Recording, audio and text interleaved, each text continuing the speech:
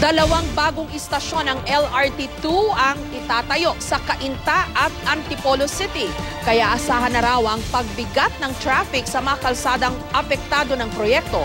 Lalo't tatapat sa tag-ulan ang pagsisimula nito. May report si Steve Dailisan. Mabigat na traffic ang dapat paghandaan ng mga motoristang dumaraan sa Marcos at Sumulong Highway kapag nasimula na ang pagdaragdag ng dalawang istasyon sa LRT Line 2 sa katapusan ng Hunyo. Mula Santolan Station, magkakaroon ng Emerald Station sa Cainta at Masinag Station sa Antipolo. Mahigit 4 na kilometro ang ruta na inaasahang magagamit ng mga taga-Eastern Metro Manila at mga taga-Rizal na 90% ng mga pasahero ng Line 2. Matapos ang groundbreaking ceremony kanina, 2 taon ang hihintayin para mapakinabangan ito.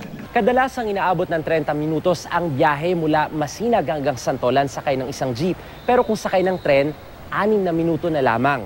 Yun nga lang, yung kasalukuyang 240,000 na bilang ng pasahero, madadagdagan ng 75,000. Hindi naman daw magdadagdag ng bilang ng tren. Kaya pangamba tuloy ng ilan, hindi kaya magresulta na naman ito sa siksikan. With the current number of trains that we have for Line 2, enough na yan. And with the speed of Line 2, enough na rin yan. We're not reaching the maximum right now. Ilan yun, sir? Siguro mga around, more than 300. Wala pang natatanggap ang MMDA na kopya ng Traffic Management Plan. Hindi raw mauumpisahan ang proyekto kung wala nito.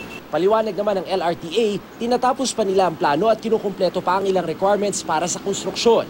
Matatapat ang simula ng construction sa tag-ulan. The chairman is very strict about traffic plan na dapat masunod sa isang proyekto. Kasi nakikita naman natin talagang grabe na nga ang ating pong traffic. Bahain din sa lugar na malapit sa West Valley Fault. I know there's a fault line in Marikina. But you know, we can check. I'm sure it has been coordinated with Philbox. Make sure that we're not on, we're not sitting on the fault line. Handa naman daw magtiis ang mga tulad ni Melba na araw-araw lumuluwas mula Antipolo. Mas matagal kami nag-abang ng masakyan kaysa sa biyahe namin. At least kung galing doon sa Pransya may LRT na, napaka-less sa pamasahe, less pa sa oras.